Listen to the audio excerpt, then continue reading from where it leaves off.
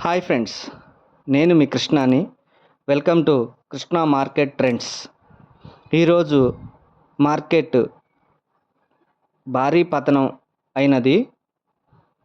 NSC ఇవాళ opening 24,302 పాయింట్లతో open అయ్యి హై 24,350 పాయింట్లతో హైలో ఉండి లో 23,893 పాయింట్లతో లోలో ముగిసింది. అయితే ఇవాళ నిఫ్టీ అనేది 662 పాయింట్లు కోల్పోయి 24,055.60 దగ్గర క్లోజ్ అయింది. తర్వాత బిఎస్సి వచ్చి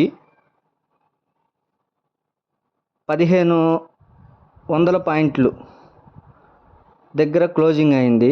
మామూలుగా అయితే 2,222 పాయింట్లు ఈరోజు కోల్పోయింది.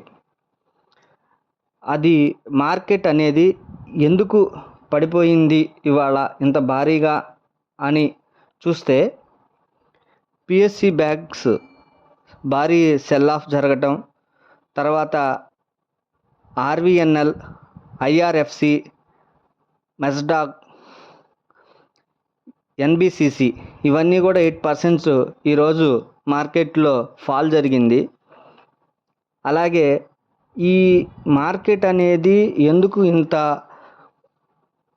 భారీగా తగ్గింది, లేకపోతే ఎందుకు ఇలా పడిపోయింది అనడానికి కారణం ఏంటి అంటే, ఈ గ్లోబల్ మార్కెట్స్ ఏవైతే బాగా గత 3 రోజుల నుంచి పడిపోతున్నాయో దానికి కారణం మనకు తెలుసు. ఈ బ్రెజిల్ అనేది కొంచెం వార్ అనేది నడవటం అనేది జరుగుతుంది. దానివల్ల వీక్ గ్లోబల్ క్యూసెస్ వల్ల మార్కెట్ అనేది కొంత కారణం. అదే కాకుండా యుఎస్ జాబ్ డేటా అనేది చాలా వరిని కలిగించే కారణంగా కూడా ఒకటి ఉంది. ఆ జాబ్ డేటా అనేది సరిగ్గా లేకపోవటం కూడా ఈ అమెరికన్ మార్కెట్స్కి అనేది కొంచెం నెగిటివ్గా ఉంది.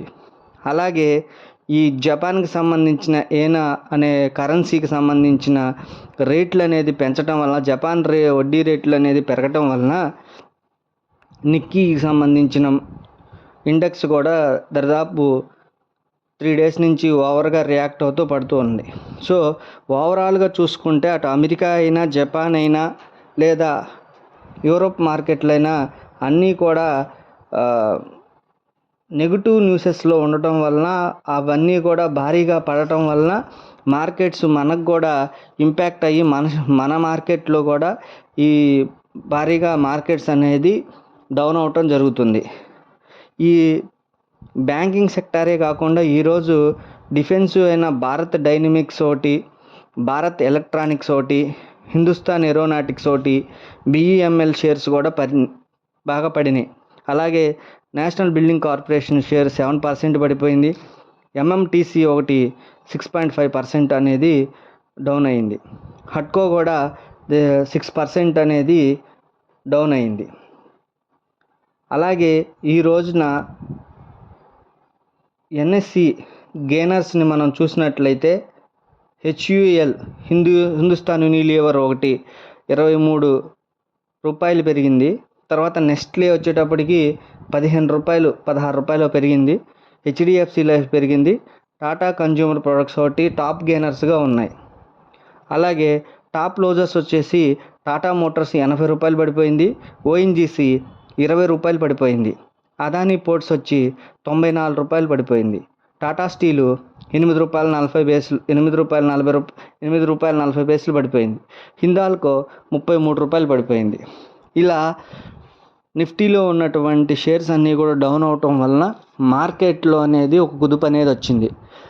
కానీ ఇవి మార్కెట్స్ అనేది పడిపోతున్నప్పటికీ కూడా ఆల్రెడీ ఉన్నటువంటి ఎగ్జిస్ట్ హోల్డింగ్స్ ఎవరైతే ఉన్నారో వాళ్ళు కొంచెం వరీ అవుతూ ఉంటారు. కానీ మళ్ళీ ఏదైనా కొత్తగా అమౌంట్స్ని పెట్టుకుని చేసుకుని చెందే వాళ్ళకైతే ఇది ఒక బిగ్ ఆపర్చునిటీగా చెప్పవచ్చును.